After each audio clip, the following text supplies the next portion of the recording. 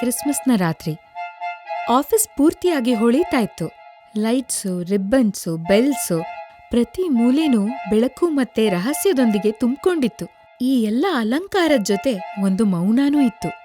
ಅದೆಂಥ ಮೌನ ಅಂದ್ರೆ ಇಡೀ ಆಫೀಸೇ ಒಂದು ನಿಶ್ಶಬ್ದದಿಂದ ತುಂಬ ಹೋಗಿತ್ತು.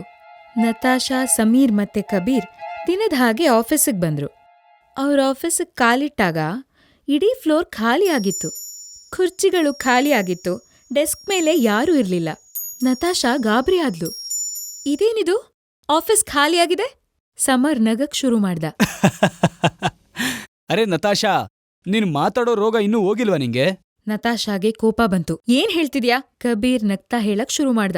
ನನ್ ಮಾತಿನರ್ಥ, ನಾವು ಸಂಜೆ ಆಫೀಸಿಗೆ ಬಂದಿರೋದು. ಇವತ್ತು ಕ್ರಿಸ್ಮಸ್ಸು, ನಿನಗಂತೂ ಗೊತ್ತಿದೆ. ಪ್ರತಿ ವರ್ಷ ನಾವು ಸೀಕ್ರೆಟ್ ಸಂಟಾನ ಆಡ್ತೀವಲ್ವಾ? ಯಾರವ್ರನ್ನ ಕಂಡಿಡಿತಾರೋ ಅವ್ರಿಗೆ ಬಹುಮಾನ ಇದೆ. ನತಾಶಾಗೆ ನಗು ಬಂತು. ಅರೆ, ಅದ್ ನನ್ಗೂ ಗೊತ್ತು. ಆದ್ರೆ ಪ್ರತಿ ಸಲನೂ ಆಫೀಸ್ ಅವರೇ ನಮ್ಮನ್ ವೆಲ್ಕಮ್ ಮಾಡ್ತಾ ಇದ್ರು. ಆದ್ರೆ ಇವತ್ತ್ಯಾಕ್ ಯಾರೂ ಇಲ್ಲ? ಸಮರ್ ಕೂಡ ಗಾಬರಿ ಆದ. ನೀನ್ ಹೇಳ್ತಿರೋದು ಸರಿಯಾಗಿ ಇದೆಯಲ್ಲ. ಕಬೀರ್ ಯೋಚನೆ ಮಾಡಕ್ ಶುರು ಮಾಡ್ದ. ನನ್ಗನ್ಸುತ್ತೆ ಕ್ರಿಸ್ಮಸ್ನ ಈ ಸಲ ಹೊಸ್ದಾಗ್ ಆಚರಿಸ್ತಿದ್ದಾರೆ. ಅವನ್ ಶಬ್ದಗಳು ಗಾಳಿಲ್ ತೇಲ್ ಹೋಯ್ತು. ಅಲ್ಲಿ ಅಲಂಕಾರಗಳು ಹೊಳಿತಾ ಇದ್ವು. ಆದ್ರೆ ಆ ಹೊಳಪಲ್ಲಿ ಒಂದ್ ಭಯದ್ ಛಾಯೆ ಇತ್ತು. ಯಾರೋ ನೋಡೋ ಥರ ಇತ್ತು, ಆದ್ರೆ ಯಾರೂ ಕಾಣಿಸ್ತಾ ಇರ್ಲಿಲ್ಲ. ಆಗ ಸಮರ್ಗೆ ಟಿವಿ ಮೇಲಿದ್ದಂಥ ಒಂದು ಸ್ಲಿಪ್ ಕಾಣಿಸ್ತು. ಅವನದನ್ ತಗೊಂಡು ಓದೋಕ್ ಶುರು ಮಾಡ್ದ. ಇದು ಕ್ರಿಸ್ಮಸ್ ಆಚರಿಸೋ ಹೊಸ ವಿಧಾನ. ಆಫೀಸಲ್ಲಿ ಕೆಲಸ ಮಾಡೋರು ತಮ್ಮ ಜಾಗದಲ್ಲಿ ಬಚ್ಚಿಟ್ಕೊಂಡಿದ್ದಾರೆ. ನಿಮ್ 3 ಜನಕ್ಕೆ ಸ್ವಾಗತ. ಒಂದು ರಹಸ್ಯದ ವಿಷಯ ಏನಂತಂದ್ರೆ, ನಮ್ಮೆಲ್ಲರಲ್ಲೂ ಒಬ್ರು ಸೀಕ್ರೆಟ್ ಸ್ಯಾಂಟಾ. ಅವ್ರನ್ನ ಯಾರ್ ಕಂಡಿಡಿತಾರೋ ಅವ್ರಿಗೆ ಎಂತ ಬಹುಮಾನ ಸಿಗುತ್ತೆ ಅಂದ್ರೆ ಅವ್ರಂತೂ ಕಲ್ಪನೆ ಮಾಡಕ್ಕೂ ಆಗೋದಿಲ್ಲ. ಕಬೀರ್ ಮತ್ತೆ ನತಾಶಾ ಶಾಕ್ ಆದ್ರು. ಸಮರ್ ನಗಕ್ ಶುರು ಮಾಡ್ದ.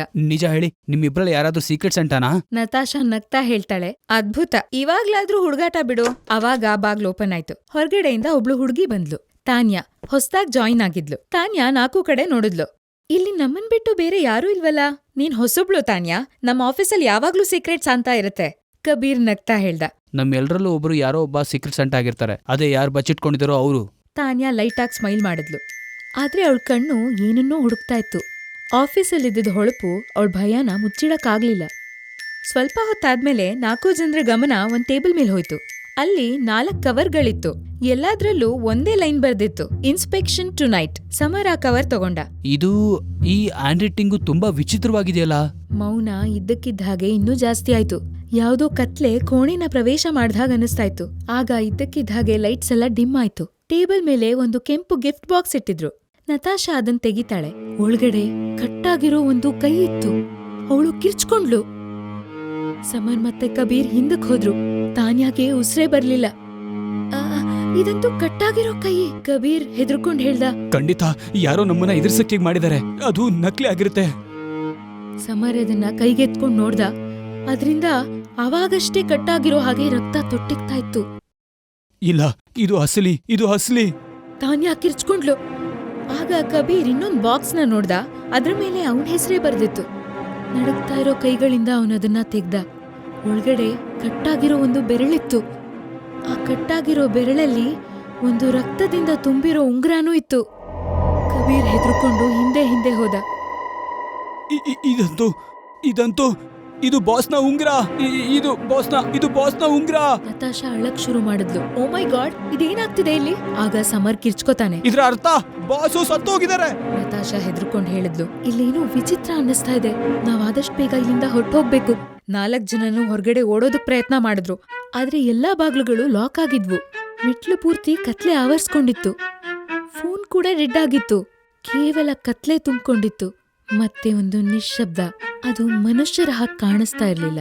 ನತಾಶಾ ಬೇರೆ ಬಾಗ್ಲ ಕಡೆ ಓಡ್ತಾ ಇದ್ಲು. ಆಫೀಸ್ನ ಆ ಕತ್ಲೆ ಒಳ್ಳೆ ಸ್ಮಶಾನದ ಕತ್ಲೆ ತರ ಇತ್ತು. ಲೈಟ್ಗಳೆಲ್ಲ ಬ್ಲಿಂಕ್ ಆಗ್ತಾ ಇದ್ವು. ಅಲ್ಲಿನ ವಾತಾವರಣ ತುಂಬಾ ಭಯಾನಕವಾಗಿತ್ತು. ಅಲ್ಲಿನ ಗಾಳಿಲೂ ಒಂದ್ ಭಯ ಇತ್ತು. ಪ್ರತಿ ಹೆಜ್ಜೆ ಸದ್ದು ಮತ್ತೆ ಗೋಡೆಗೆ ಅಪ್ಪಳಿಸಿ ಅವ್ರಿಗೆ ಕೇಳಿಸ್ತಾ ಇತ್ತು. ಆ ಕತ್ಲೆಲಿ ಯಾರೋ ಅವ್ರನ್ನ ನೋಡ್ತಾ ಇದ್ದ ಹಾಗೆ. ಇದ್ದಕ್ಕಿದ್ದ ಹಾಗೆ ಒಂದ್ ಕೂಗು ಇಡೀ ಫ್ಲೋರನ್ನ ಆವರಿಸ್ಕೊಳ್ತು. Help me! ಸಮರ್, ಕಬೀರ್ ಮತ್ತೆ ತಾನ್ಯಾ ಓಡ್ತಾ ಆ ಕಡೆ ಹೋದ್ರು. ನೆಲದ ಮೇಲೆ ನತಾಶಾ ಬಿದ್ದಿದ್ಲು. ಅವಳ ಕುತ್ತಿಗೆ ಕುಯ್ದಿತ್ತು. ಕಣ್ಗಳು ತೆರೆದಿದ್ವು. ಅದೇ ಭಯದಲ್ಲಿ ಅವಳು ಕೊನೆ ಉಸಿರನ್ ತಗೊಂಡಿದ್ಲು. ಅವಳ ರೆಟಿನಾ ಮೇಲೆ ಕೆಂಪು ಕ್ರಿಸ್ಮಸ್ ಲೈಟ್ನ ಪ್ರತಿಬಿಂಬ ಹೊಳಿತಾ ಇತ್ತು. ಅದು ಸಾವಿನ ಛಾಯೆ ತರ ಕಾಣಿಸ್ತಾ ಇತ್ತು. ಜೊತೆಗೆ ಭಯಂಕರವಾಗಿತ್ತು. 3 ಜನಕ್ಕೂ ಏನ್ ಮಾಡ್ಬೇಕು ಅಂತಾನೆ ಗೊತ್ತಾಗ್ಲಿಲ್ಲ. ಈಗ ಆಫೀಸ್ ಆಗಿರ್ಲಿಲ್ಲ, ಒಂದು ಭಯಾನಕವಾದ ಸ್ಥಳ ಆಗಿತ್ತು. ಉಳ್ದಿದ್ದವರು ಕಬೀರ್, ಸಮರ್ ಮತ್ತೆ ತಾನ್ಯಾ. ಸ್ವಲ್ಪ ಹೊತ್ತಾದ್ಮೇಲೆ ಒಂದು ಭಯಾನಕವಾದ ಶಬ್ದ ಕೇಳಿಸ್ತು, ಕಬೀರ್ದು. ಸಮೀರ್ ಮತ್ತೆ ತಾನ್ಯಾ ಓಡಿ ಕಾನ್ಫರೆನ್ಸ್ ರೂಮ್ ಕಡೆ ಹೋದ್ರು. ಅಲ್ಲಿ ಹೋಗಿ ನೋಡಿದ್ರೆ ಅವ್ರ ಉಸಿರೇ ನಿಂತ್ ಹೋಯ್ತು. ಕಬೀರ್ ಉಲ್ಟಾ ನೇತಾಡ್ತಾ ಇದ್ದ. ಅವ್ನ್ ಪೂರ್ತಿ ಶರೀರ ಗಾಳಿಲ್ ತೇಲ್ತಾ ಇತ್ತು, ಆದ್ರೆ ತಲೆ ಕಾಣಿಸ್ತಾನೆ ಇರ್ಲಿಲ್ಲ. ಟೇಬಲ್ ಮೇಲೆ ರಕ್ತದಿಂದ ಮೆರಿ ಕ್ರಿಸ್ಮಸ್ ಅಂತ ಬರ್ದಿತ್ತು. ಕೆಲವು ಸಲ ಕೆಲವು ವಿಷಯಗಳು ಕಲ್ಪನೆಗೂ ಮೀರಿರ್ತವೆ. ಈಗ ಇದೊಂದು ಆಟ ಅಥವಾ ಸೀಕ್ರೆಟ್ಸ್ ಅಂತ ಆಗಿರ್ಲಿಲ್ಲ. ಇದು ಒಂದು ಹುಚ್ಚು ಆತ್ಮದ ಕ್ರಿಸ್ಮಸ್ ಹತ್ಯೆ ಆಗಿತ್ತು. ಇನ್ನುಳಿದಿದ್ದು ಇವರಿಬ್ರೇ, ಸಮರ್ ಮತ್ತೆ ತಾನ್ಯಾ. ಸಮರ್ ನಡ್ಗೋ ಧ್ವನಿಲ್ ಹೇಳ್ದ, ಆಫೀಸಲ್ಲಿ ಒಂದು ಹಳೆಯ ಬೇಸ್ಮೆಂಟ್ ಇದೆ. ಅದು 20 ನಿಮಿಷದ ಟನೌಲ್. ಅದು ನಾವಲ್ಲಿಂದ ಹೋಗ್ಬೋದು. ತಾನ್ಯಾ ಅವನ್ ಹಿಂದೆ ಹಿಂದೆ ಹೋಗಕ್ ಶುರು ಮಾಡಿದ್ಲು. ಇಬ್ರು ಕತ್ಲೆಲೆ ಮೆಟ್ಲುಗಳ ಮೇಲೆ ಇಳ್ದು ಹೋದ್ರು. ಬೇಸ್ಮೆಂಟಿನ ಮೆಟ್ಲುಗಳು ಎಷ್ಟೋ ಹಳೇದು ಅಂತ ಅನ್ಸ್ತಾ ಇತ್ತು. ಪ್ರತಿಯೊಂದು ಮೆಟ್ಲಲ್ಲೂ ಯಾರ್ದೋ ಕೊನೆಯ ಕೂಗು ಕೇಳಿಸ್ತಾ ಇತ್ತು. ಕೆಳಗಡೆ ಕೆಟ್ಟ ವಾಸನೆ ಬರ್ತಾ ಇತ್ತು. ತುಂಬಾ ಭಯಾನಕವಾಗಿತ್ತು. ಸಮರ್ ಟಾರ್ಚ್ ಆನ್ ಮಾಡ್ದ. ಆ ಬೆಳಕು ಎಲ್ ಬಿತ್ತೋ ಅದನ್ನ ನೋಡಿ ಅವನಲ್ಲೇ ಸ್ತಬ್ಧವಾಗ್ಬಿಟ್ಟ. ಇಡೀ ಬೇಸ್ಮೆಂಟಲ್ಲಿ ಹೆಣಗಳ ರಾಶಿನೇ ಬಿದ್ದಿತ್ತು. ಕೆಲವರು ಆಫೀಸಲ್ಲಿ ಕೆಲ್ಸ ಮಾಡೋರು, ಇನ್ನುಳಿದವರು ಯಾರು ಅಂತಾನೆ ಗೊತ್ತಿಲ್ಲ. ಅದನ್ ನೋಡ್ತಾ ಇದ್ರೆ ಎಷ್ಟೋ ವರ್ಷದಿಂದ ಈ ಸೀಕ್ರೆಟ್ ಸಾಂತಾ ಆಟ ನಡೀತಾ ಇದೆ ಅಂತ ಅನ್ನಿಸ್ತು. ಈ ಜಾಗ ಯಾವುದೇ ಎಕ್ಸಿಟ್ ಅಲ್ಲ, ಬದ್ಲಿಗೆ ಆಫೀಸ್ನ ಡೆತ್ ರೂಮ್ ಆಗಿತ್ತು. ಸಮರ್ ಕಿರ್ಚೋಕ್ ಶುರು ಮಾಡ್ದ. ಇದೆಲ್ಲ ಹೇಗಾಯ್ತು? ಇವರೆಲ್ಲ ಯಾರು ಸಾಯಿಸಿದ್ದು?